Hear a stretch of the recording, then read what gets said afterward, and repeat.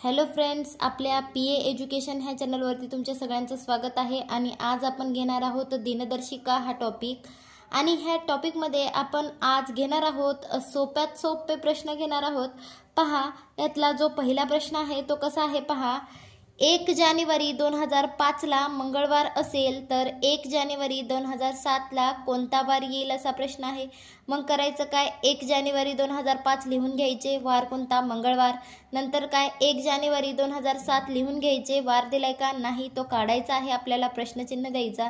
आता 1 जानेवारी सेम आहे, दोघांचं काय करायचं, कॅन्सल करून घ्यायचं। आता 2005 आणि 2007 यांची जर वजाबाकी केली तर बाकी किती येते, आपल्याला 2 येते। म्हणजे 2 वार पुढे जायचं, मंगळवारच्या पुढे जर आपण 2 वार गेलो तर गुरुवार हे आपलं उत्तर राहील। पहा, दुसरा प्रश्न काय दिलाय आपल्याला, 14 ऑक्टोबर 2007 ला सोमवार असेल तर 14 ऑक्टोबर 2009 ला कोणता वार येईल असा प्रश्न विचारलाय। मग करायचं काय, 14 ऑक्टोबर लिहून घ्यायचे, 2007 पण लिहून घ्यायचे, वार कुठला दिलाय सोमवार लिहून घ्यायचा। आता नंतर आपल्याला पुढे काय दिले, 14 ऑक्टोबर 2009 दिलेत, लिहून घ्यायचे, वार काढायचा आहे आपल्याला। नंतर आता 14 ऑक्टोबर कॅन्सल करून घ्यायचे, 2007 आणि 2009 ह्या दोघांची वजाबाकी करायची, वजाबाकी केल्यावर किती येते, 2 येते। आणि ह्यात 2007 आणि 2009 मध्ये एक लीप वर्ष येतो, तो कुठला येतो, 2008 हा एक लीप वर्ष येतो, म्हणून इथे +1 करायचं। आता 2 आणि 1 किती होतात, 3 होतात, म्हणजे 3 वार पुढे जायचं। 3 वार जर आपण सोमवारच्या पुढे गेलो तर गुरुवार हे आपलं उत्तर राहील। पहा, तिसरा प्रश्न, 8 मार्च 2003 ला शुक्रवार असेल तर 8 मार्च 2005 ला कोणता वार येईल असा प्रश्न आहे। मग करायचं काय, 8 मार्च 2003 लिहून घ्यायचे, वार कुठला शुक्रवार लिहून घ्यायचे। आता नंतर आपल्याला काय दिले, 8 मार्च 2005 लिहून घ्यायचं, वार काय दिलाय का आपल्याला नाही, क्वेश्चन मार्क लिहून घ्यायचं। आता 8 मार्च सेम आहेत, कॅन्सल झाले। आता 2003 आणि 2005 ह्या दोघांची वजाबाकी जर केली तर आपल्याला किती आले, 2 आले। आता याच्यामध्ये एक लीप वर्ष आला, तो कुठला आला, 3च्या नंतर 2004 हा एक लीप वर्ष आला, +1 करायचा। आता +1 केल्यावर 3 वार पुढे जायचं, 3 वार जर आपण पुढे गेलो कोणाच्या, शुक्रवारच्या, तर कोणता वार येईल, सोमवार येईल।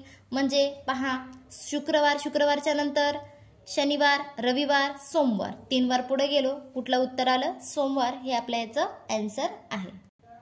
पहा, चौथा प्रश्न आपल्याला काय दिले, 3 जून 2004 ला शनिवार असेल तर 3 जून 2005 ला कोणता वार येईल असा प्रश्न दिलाय।